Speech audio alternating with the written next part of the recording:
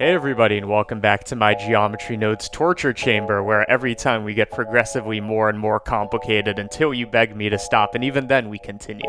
Not in an oppressive way, just in a we gotta learn together, and the node groups gotta get more intense. Anyways, today we are going to be talking about some new nodes that let us make this scene right here. It's a I don't know what it is. It's like a sine wave of spheres. If you look at it from the top view, you see this wave going up and down of spheres going up and down this landscape surface that's also moving, and the size of the spheres are dependent on the height.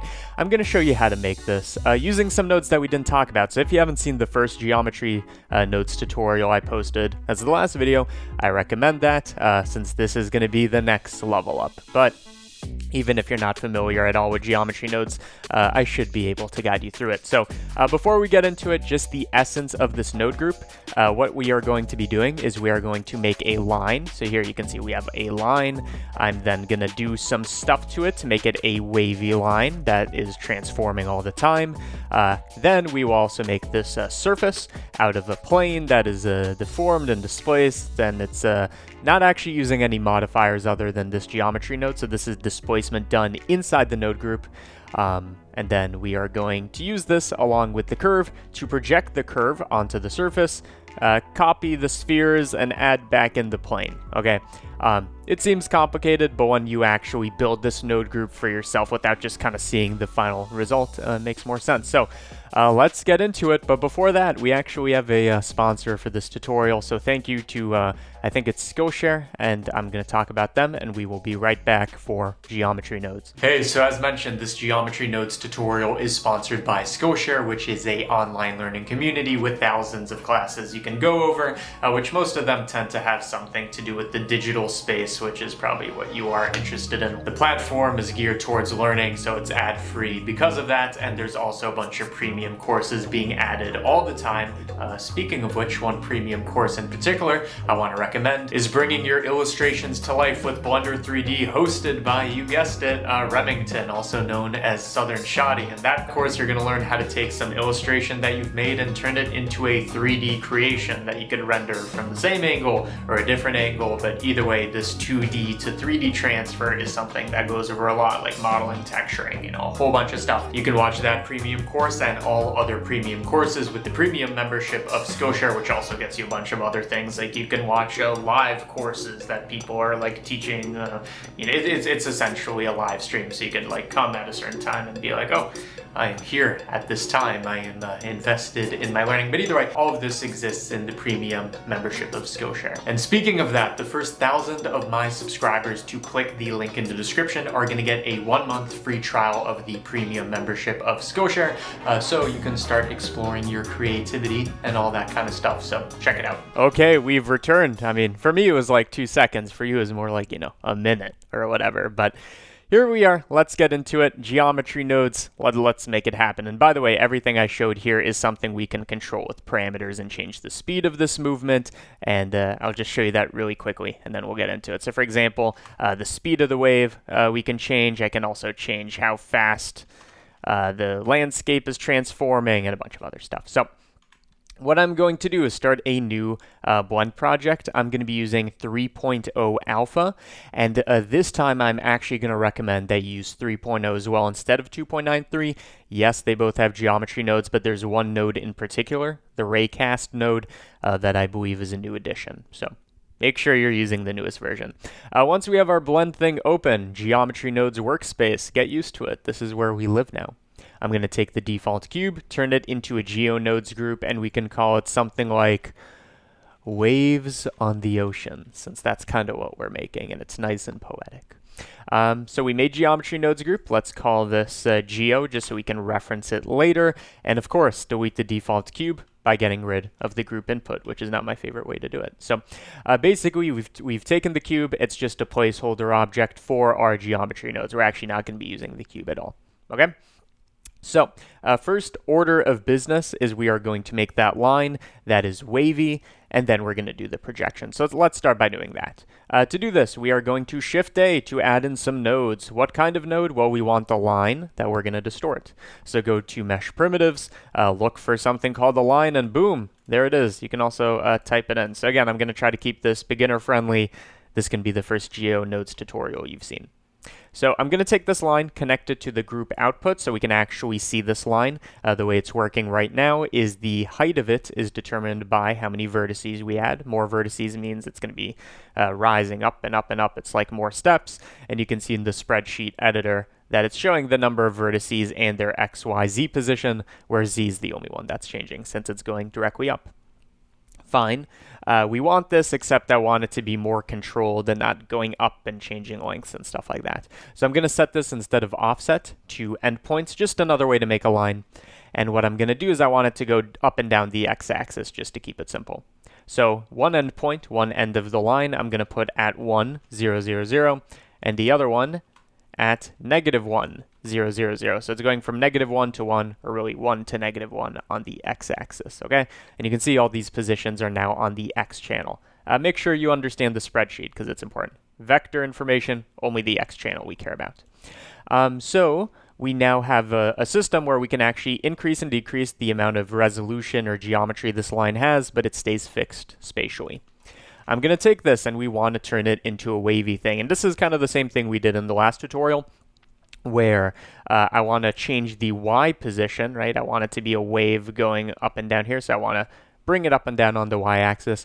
I want to change it on the Y as a function of like sine or cosine on X. So if I look at this as we go from left to right and apply cosine, it should give us a wave. To do this, what I need to do is extract the X information, right? Because right now it's just bundled all together into a vector, and then I do a bit of math.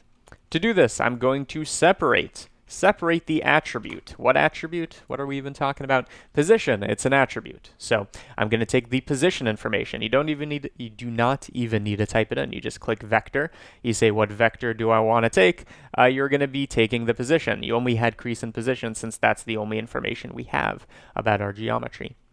So I'm going to be taking the position and I'm going to separate it instead of this vector into its 3 columns. So the X can be called X. I'm literally defining attributes here. You can see they're being added.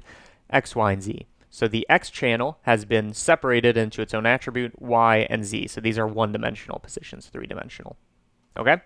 I'm then going to, now that we've separated them, I'm also going to recombine them, which is a bit confusing. It's like, oh, why are you wasting my time? And I'm like, the longer you watch, the more YouTube recommends my videos. I'm kidding, not really, but kind of.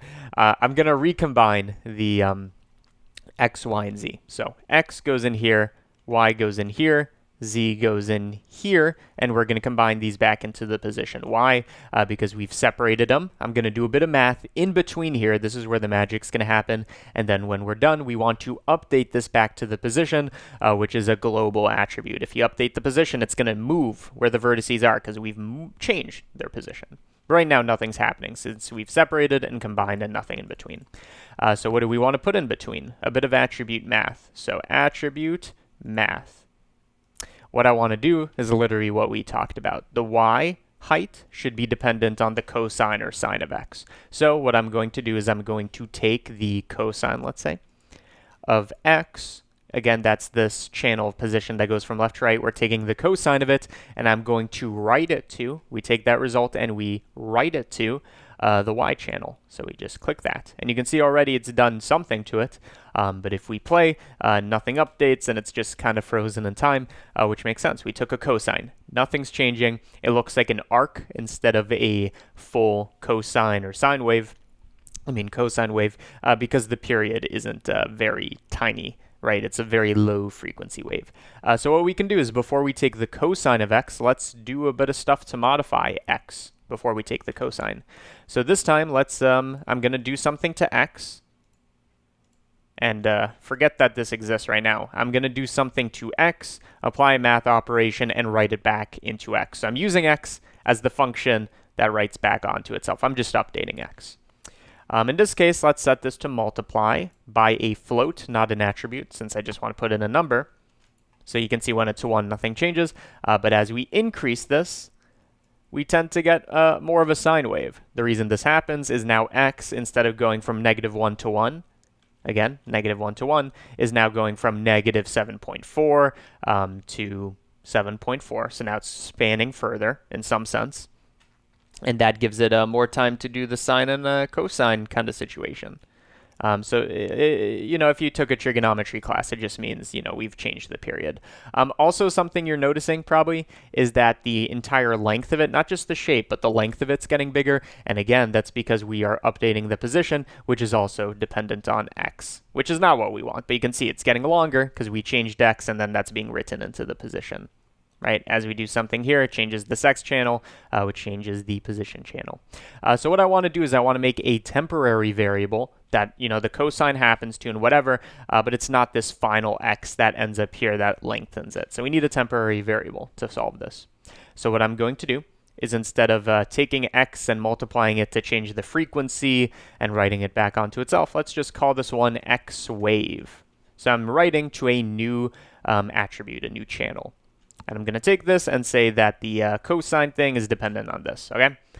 So you can see now the length stays the same, right? It's still going from -1 to 1, but we can still change the period. And by the way, the reason it's so choppy is we could use a bit more resolution, more points. Let's stick with 20 for now, just so it's not super high res. But you can see the idea here. So the jaggedness is just, it's artificial. So the reason this works, again, is I'm taking this x information, I'm multiplying it, making the period, more intense, but writing it to a temporary variable that the y is dependent on, and then the original x is here. If it was x wave, we'd have the same issue as before. Okay, temporary variables, they're useful. Get your head around that one. Okay, so we have this. It still doesn't animate, but at least we can control the period. So now let's make it animate. So what I'm going to do is instead of changing the period, we're going to change the phase. So I'm doing a bunch of operations before taking a cosine.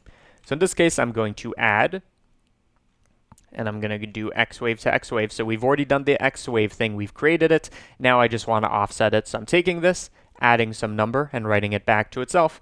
And you can see this is what gives us this thing. I don't know how to describe it. It's a movement. It's kind of fake. Every frame, it's just updating the position, but that is the illusion of movement. Okay. We can take this and just put in a driver or just keyframes and animate it, whatever. I'm going to recommend a driver. So if we type in hash frame, you should already know what this does is it takes the frame number. So if we are, I'm just trying to show the frame number. If we're on frame 1, it's going to be 1, 2, 2, 3, 3, 4, 4, 5, takes the frame number. That's what it does. Of course, that's going to be too fast. So I'm just going to take this driver, and I think it's better to delete it because sometimes it doesn't work if I don't. I'm going to do hash frame divided by 10. It's going to take the frame number divided by 10. In other words, time is slowed down by 10 times. Time by 10 times. We've slowed down time. Basically, the smaller this denominator is, the faster movement's going to be. And if it's a negative number, it goes the other direction. Long story short. So you can see, already with just a couple nodes, we have created a curve. Not a curve literally, but we've created this shape that is animating, and it's just a distorted line. Okay? So soon we're gonna put spheres on it and whatever, but we need to make a plane that looks like a terrain and project this onto it. Before we do that, let's save and call it something very useful, something that benefits me, and I'm gonna call this available, if I can even spell it, available on Patreon. Since this blend, once we're done, is gonna be available on Patreon, and I'll expose all the parameters. Okay? We got that. Now let's make the terrain. To make the terrain, we could add in other objects and make other geometry node trees, but I think the beauty of this is doing it all inside one node group. So we want to add in a plane, which we're going to distort. So go to mesh, primitives again. So now not a line, but a plane. You're going to look, you're going to see there's no plane. Why wouldn't they add a plane? It's called grid. Grid is the same thing as plane. So you can see if we look at it, it's a thing. And if we want to view both of these at the same time, where I'm not looking at either this chain or this chain, but we can see where they are relative to each other, we're just going to add a join geometry node and just connect both of them here. And this has a cool node socket where you could put as many things as you want, and it updates the size of it. But you can see now, whatever we do to this, not only does it happen, but we get to see the other one as well. So what I'm going to do is I'm going to make this plane bigger than the curve so it can be projected into it, and we'll talk about what that means in a second. I'm going to make a plane with a lot of geometry. You can't really see the geometry quite yet because I'm just saying, oh, what's the subdivision level on this? And you don't get to see it. And when we go to edit mode, you just see the original cube that we started off with not so long ago. Whatever. We have a plane with 100 by 100 vertices. I was going to say pixels, but yeah, vertices. What I want to do is I want to take this and turn it into a terrain. And remember, the way you normally do this is you add in a displace modifier and a texture and all this. I'm going to do it in geometry nodes. So the way we do this is we basically want to generate a random texture like a cloud map or whatever, and that's going to define which parts of the geometry are pulled up and down, and that's going to make it look like a terrain.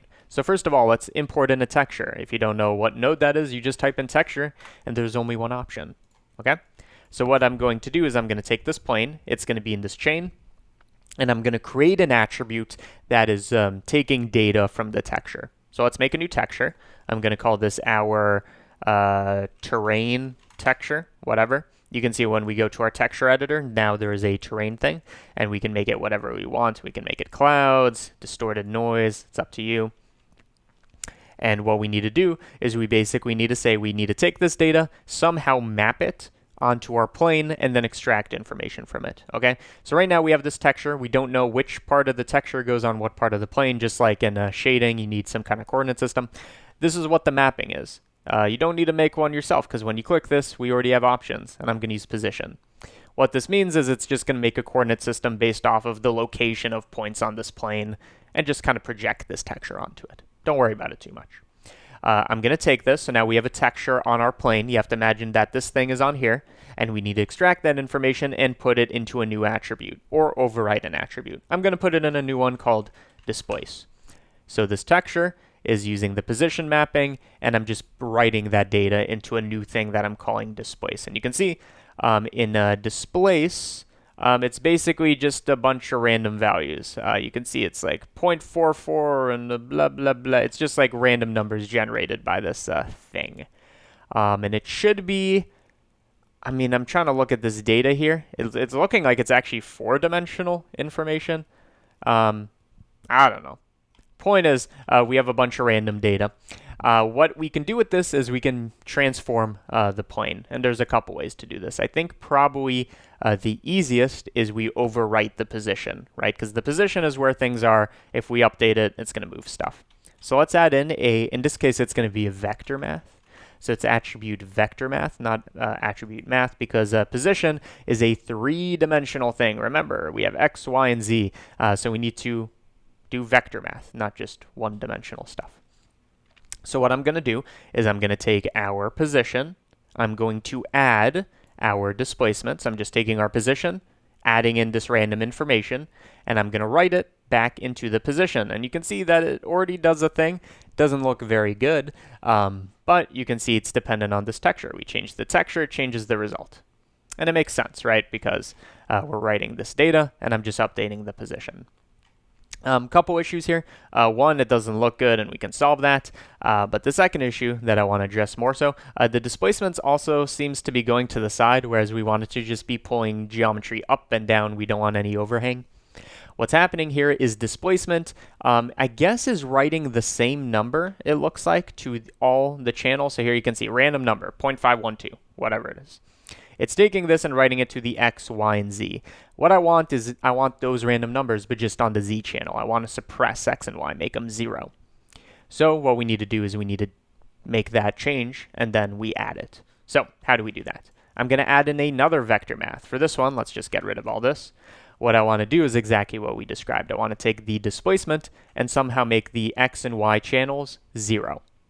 Easy enough. We do a multiplication with a vector, so now we are multiplying with numbers we can choose, and whatever we do here, I'm going to write back to displacement. So we're using displacement, multiplying, and then overriding it. So right now it's going to be flat because we're multiplying by 0, but if we only change the z-axis, now you can see it's like contained.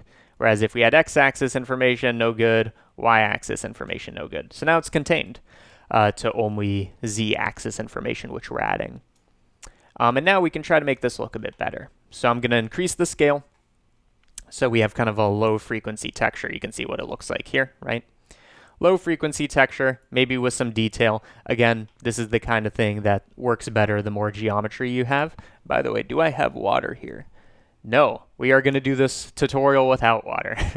I'm going to increase the vertex count just so we have more geometry to work with. Let's make it a bit more detailed.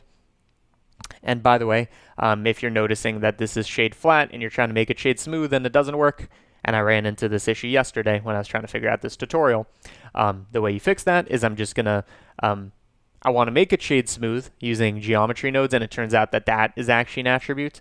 I don't know exactly where that is stored. Yeah, it's in face. You can see shade smooth, no, for all of these. It's a checkbox. Which means if we do something like an attribute fill, which is going to say take an attribute and make all of it some number, we can make it shade smooth, and we can make that 1, which makes everything shade smooth. It's a very interesting way to work. This means you can make some parts of it shade smooth, some parts of it not. And you can make it dependent on, I guess you can't make it dependent on an attribute. Whatever. Either way, I mean, I guess you could, just not with the fill node. Either way, we now have a nice terrain and the curve underneath. So first of all, let's move this curve. So I'm just going to take this top chain, which again is defining our curve. I'm going to add in a transform and move it up on the z-axis. So now we have this like thing on top of it that we want to project. Before we do that, I'm just going to make one final modification to our terrain. You can see it's kind of hovering above, and when I try to control the intensity of it, it just kind of keeps floating above. And that makes sense because the displacement, the texture stuff that we made only on the z-axis, it's basically just a list of numbers between 0 and 1, random numbers that we're then scaling. So no matter what, on average, it's going to be floating above, right? We have no negative numbers that are under z equals 0. So what I want to do is, and this is what the, if you ever add in a displace modifier, if you ever add in, there it is, a displace modifier, this is why we have something called the mid-level. It's going to find the middle point of this. And in this case, the mid-level is minus 0.5, and I'll explain this in a second. So you can see now, when I did that, the scale is kind of centered. What I've done is I've taken this displacement data that we've made it only on the z-axis. Well, not yet really, but it's going from 0 to 1. I say I want it to be centered, so 0.5, the thing in between 0 and 1, should be in the middle. So I'm taking it and subtracting 0.5. I'm bringing it down so that it's centered, and then we do the scaling. Don't worry about it too much. It's not too important, but if you do understand this, it is a kind of useful principle. And now we can scale it and everything stays centered. Okay, so we have the curve, we have the terrain. We'll make the terrain update, not quite yet though. First, what I want to do is I want to take this curve that is updating, right? It's a moving thing. And for every frame, every time we update, I want to project it downwards, which before wasn't the thing you could do. Yes, I could use this texture data to literally figure out the positions of everything, right? But imagine you couldn't do that. There was no shrink wrap modifier, nothing, right? All the modifiers are, you know, Boolean, edge split, subdivide, no shrink wrap. But then we got a probably one of the most powerful nodes in geometry nodes. You're probably going to be seeing a lot more of this one. We got one called the Raycast Node. And I'll just explain what this is, because this one's a monster.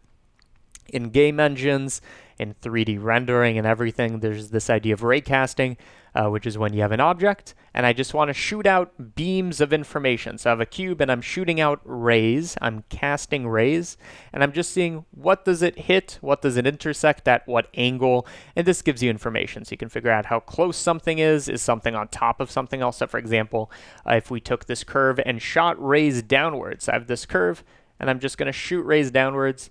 I want to know, does it hit the terrain, at what height, at what angle, stuff like this.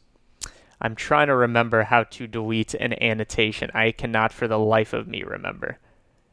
I feel like, oh wait, annotate eraser, beautiful. I know there's a shortcut for it, but I can't remember. I just want to shoot rays downward and get information from that. That's what this node is. So I'll explain this in a second. What I'm going to do is I'm going to take this curve, the curve, I'm going to apply a raycast, and I'm going to say, look at this geometry, this curve geometry, and I want to see where it interacts with the plane. So geometry is what is casting the rays, the curve. The target geometry is what is accepting those rays, or the target, what is being hit. It's like a bow and arrow situation. Okay? So we have geometry, the curve projecting down onto the plane. In which direction? Well, it's going downwards on the z-axis is what we want, since it's above it, right? We want to shoot downwards. So make this 0, 0, -1, so it's shooting downwards. And it's already doing the ray casting, so this basically says how far should the rays go before they're done calculating. In this case, it's honestly like 5 units on top of the other. Like, this could be 10, doesn't matter, but I guess it would make it less computationally expensive, whatever. Maybe. We have rays casting downwards, and I want to use this information that is now being gathered to my advantage. So for example, we have something called the hit position. So these rays are being cast from every point on our curve. That is going to be dependent on how many points we have. And it's going to have a position where it hits the surface. What I'm going to do is I'm going to take this and write it into an attribute. I'm going to take this data and save it. But more than that, I'm going to save it onto the position. So where it is hitting the ray is where the geometry is going to go. So let's see. You can see now it's a little hard to tell. And maybe this is the kind of thing that's easier to see when we add in more geometry. So a higher resolution curve. You can see this curve still waving. Like from the top view, it should look, very similar. But now it's being kind of shrink wrapped or projected onto here. Again, we're shooting rays downward. And I'm saying, look at where this is hit. What is the position of that? And then copy it over to the global position. Find out where it's hit and then move it there. Long story short. This means that everything we've done before, it still works. And then we do the ray casting. So for example, I'm thinking that it's definitely moving fast enough. We could change the resolution, whatever. You know what? For now, I'm not going to mess with too much. We could mess with the motion of the wave, and it's still going to do the projection after. What I want to do at this point, though, is I want to I want to now instance our spheres onto this now that we have this set up. Basically, this curve is going to be our spawner for the spheres. I'll be right back. I need water. Okay, I got myself the much-needed water. Now my throat is no longer as parched. Okay. What were we talking about? We have the curve, it's being projected. Now that we have this, it's essentially a spawner, or that's what we're going to use it as for our spheres, because this is composed of points. So what I'm going to do is I'm going to take advantage of that. Let's use a point instance. So in other words, I'm looking at all these points that are on here, and I want to say for each of them, add in some geometry. What geometry? Well, in this case, I'm going to be using a UV sphere. And I know what you're thinking. Why not, just add in a mesh primitive and a sphere somewhere here. I don't think this connects into that. Yeah, red connection. You need to literally import in an object. I hope that's something that's updated, because I'd like to just import in geometry. Either way, what I can do with this is I want to say, okay, what do I want to instance? The sphere. So I just look for sphere. And you can see now they're way too big, but the spheres are being instanced over the thing. They're kind of moving up and down. It's a little hard to tell. So we need to either make the sphere itself smaller, and then it's going to copy over smaller, or even better, we control this with geometry nodes. So before we instance it, we want to make the points smaller. So what would you look up? You'd look up point scale. That's right. Have a golden star. Anybody here ever have parents that encourage them to use the potty more when they're learning that with stickers or rewards or something? Just a question. Either way, point scale, I'm going to use a float. So I just want one number to control the size. We can use this to control the size, not of the spheres, but of the points on the curve. And then the spheres are being copied over to it. So that's kind of an important distinction. We're not changing literally the size of the sphere. It doesn't change. But just the points. So I'm going to make these kind of smaller spheres. And this is a cool time to be able to decide, by the way. So now we're doing some visual stuff. How many circles do I want, or spheres, or whatever? We can mess with that. But for now, let's keep it the same. We'll mess with it in a bit. Now, because I'm using my new microphone, you shouldn't be able to hear the construction outside. You can tell now that these are going up and down. Well, let's move the sphere out of the way. And by the way, set it to shade smooth. You can see these are going up and down relative to this raycast shrink wrap situation. However, they're kind of halfway across, and that's because the sphere is being copied over from the origin, and that's being put on the point. Quick correction for that. I'm just going to take this in edit mode and move it up on the z-axis by 1 unit so that the origin is down here instead of in the middle, right? So GZ1, that's going to move it. So now all these spheres are instanced in that way.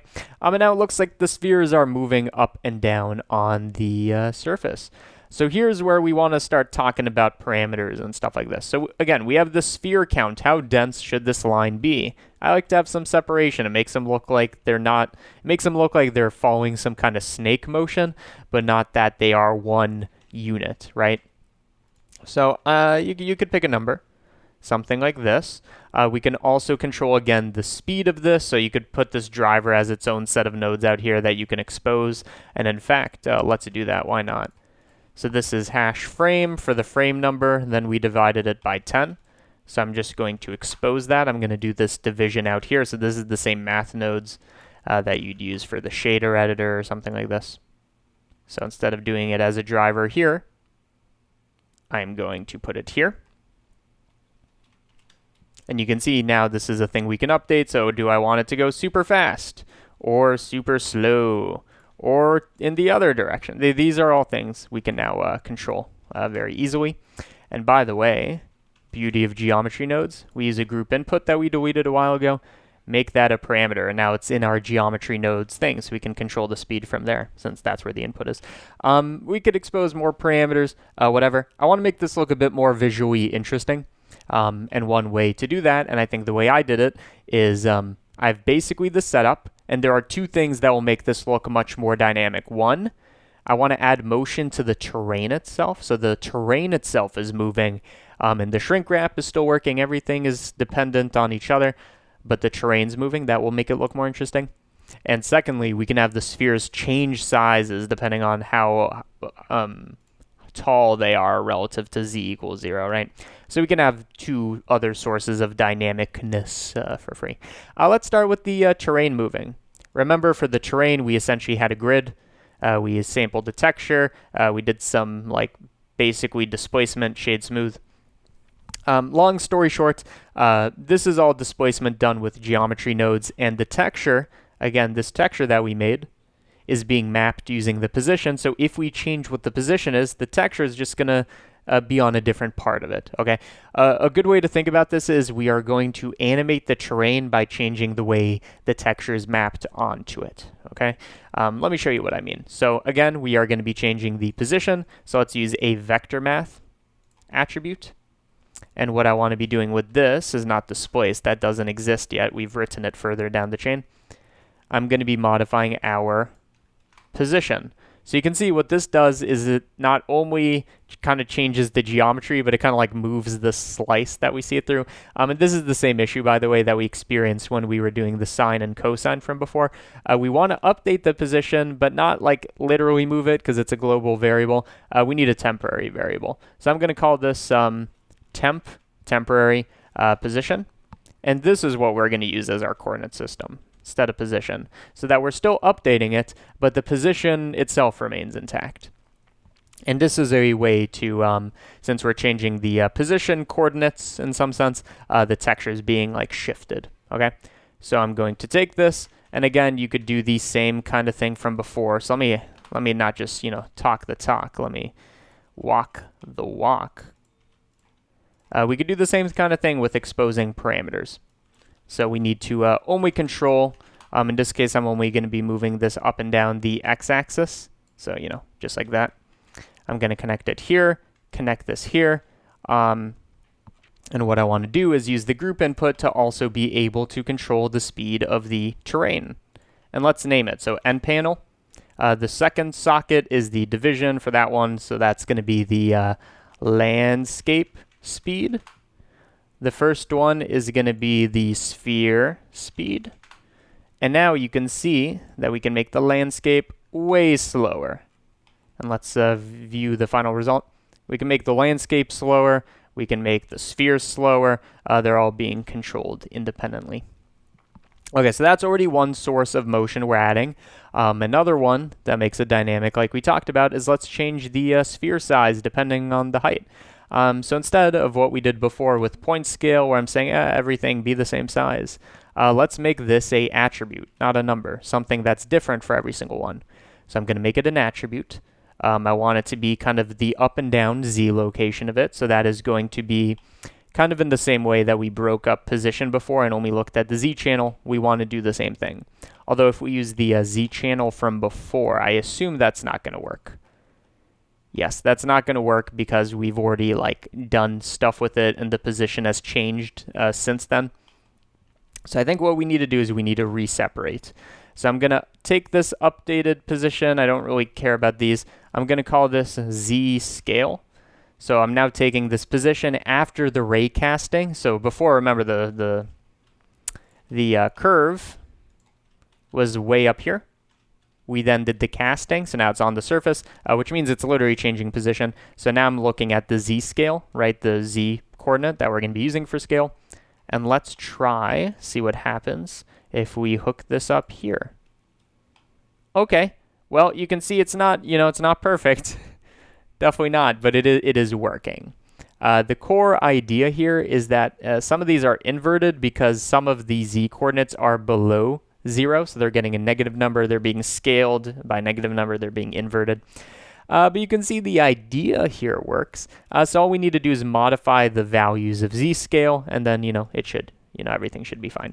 To do this, I'm going to be using a node we talked about in the last tutorial. It's attribute map range. Basically, we're going to take an attribute like z-scale, and I'm going to be writing it back onto itself. So I'm just going to make a modification and just update it. And what I want to do is I want to say, oh, take some input and send it to some output. So for example, I believe our z-scale, it can go negative. So it can kind of go from -1 to 1, probably not exactly, but that's going to be our input. And you can see already these are all positive values. What we're doing here is we're saying take all the possible inputs. It's going to be -1 to 1 and send them to an output 0 to 1. If I don't want them to be so big, I don't want the maximum to be that huge, right? So I'm going to make the maximum smaller. Something like that. So now you can see it's a little hard to tell, but you can see there's a tiny bit of variation in the scale. But none of it is a negative number, it's all positive. So to see more of that variation, we need to kind of hone in on what the minimum original value was. So apparently it was a -1, so like the lowest it can go is like, the lowest it can go is like here. And that is, oh, it's right click for erasing. And that's like negative some other number. So we just kind of want to decrease this, but not so much so that they flip. So just kind of find roughly the minimum. You could add a bit of buffer. Okay, so now we have that.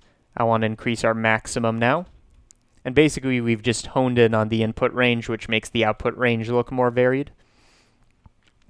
Okay, but now we've taken this input range, and we're saying now you can make the scale anything between 0 and 0.5. If we make the maximum bigger, they have the potential to get much bigger. If we make the minimum bigger, they can't get as small. Or if we make it negative, they can get much smaller, You do want to be careful with these. You just want to make sure you don't encroach on the negative territory. But you could do whatever you want here. Okay. Let's modify some stuff just as a final thing. And again, these are all things you can expose as attributes, right? Like this number to whatever, you can expose it. One thing I want to do is I don't want this sine wave, cosine wave that we've projected. I don't want it to have such a big amplitude. I want it to be kind of squished down. I'm just going to do that tiny modification. So again, we do this period and what's the other one called? Phase calculation, and then we take a cosine. I'm just going to do one more math operation. So again, we've changed. So let's go all the way back. So again, what we've done here, I guess it's not updating until we see this node. What we've done here is we've basically said move it up and down on the y-axis as a function of x, cosine, whatever. I'm just going to do a bit of an update to y. So I'm going to take y and multiply it. So y multiply by float. In other words, I'm taking y, this thing that we've updated, and I'm just going to scale it by some number and rewrite that to the y. So it's still going to have the same kind of motion. I just want to choose how big that amplitude is. And as we go through the rest of these nodes, you can see visually, what this means. It's still going to be going up and down, like everything's still going to be correct. But this is just like the variance of a separation. So this is another thing that I would like to make an exposed variable. So I'm going to call this like spread. And you can see the bigger the spread, the bigger the spread is. And also, let's make the count, the resolution of the spline, or the line. Spline is just line with an S. I just want to make this thing also exposed so I could be like, oh, I want a lot or a little. These are just things that are, they're useful, but for like an artistic purpose, these are the things that I would want control over for the render. Like how far apart should they be? Should they look like a slow snail moving? And this also has some visual appeal to it as well, kind of like a caterpillar. I want to be able to control that. How far apart are they? I want to know how many circles there are. I want to be able to say, oh, the landscape's going fast or slow. And the sphere speed, should they be going the other way? And, you know, all that kind of stuff. And then for rendering, you know, that's really up to you. What materials do you want to give this? What kind of lighting, whatever. This tutorial isn't really about that. This one's more about the logic and the math that goes into it. So I'm not going to get into this too much. But rest assured, you just apply materials, ambient occlusion, whatever. And a key thing to know is that for the sphere material, you just want to make a material for the original sphere since that's what's being instanced, right? So you make a material, you change it, it's going to update all of these. And for the landscape, it's a bit interesting because I don't think, yeah, you can't literally make a material here. Because originally there was a cube that we got rid of, so none of this has the material data. That's kind of an interesting case where I'll tell you how to fix this, but what you do is you make a material, let's make it red. The way you apply it is for this landscape thing that we can't seem to apply a material to. You just go to all of this, so this is the bottom chain with the grid that we displaced and all this. You just put a material assign node, so we are going to assign it to all the geometry that has to do with the plane. And you say make it this material, and it works. And if instead you wanted to apply this to everything, you could do it after the joining. So now it's everything. So that's just a thing. But that's not really what this tutorial is about. So I hope you learned something about geometry nodes. I'd be surprised if you didn't. We're really ramping it up here. But you have this cool like centipede thing. I feel like every geometry nodes project I've made is some kind of like invasive species that I wouldn't want to find in my house. I'd probably swat that thing. But either way, that's it. 41 minutes. I might have gone a bit too long here. But I guess it's a bit less since I edited out getting the water. Either way, thank you for watching my tutorial. And this is the part where, you know, I feel like the longer you are invested in the tutorial, the more likely you are to join Patreon. Just being transparent. So Patreon, it exists. There are roughly 800 some people now. I think somewhere like closer to 775 people that are enjoying Patreon benefits. What are those? You can get this blend file that I'm going to clean up a bit. So you could just look at it, experiment with it, whatever. You get access to this blend file and any blend file I've ever uploaded. You just do a 1-month Patreon subscription. You could download things I've even uploaded 2 years ago, right? Patreon is that, the blend files. It has early access to tutorials, so you can see some tutorials early. That's not usually sponsored tutorials since I have to go through a bit of a review process, but in general, you get like 15 to 20 tutorials like a month earlier. You get to see those a couple days earlier than you would have.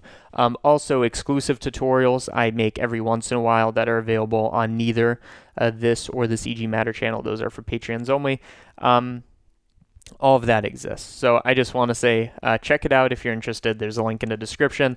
And also, thank you to the nearly 800 people who are already literally funding this whole YouTube experience for me. So I am trying to give you value, and I appreciate you guys seeing that. So there you go. More geometry nodes. Let me know if you want more.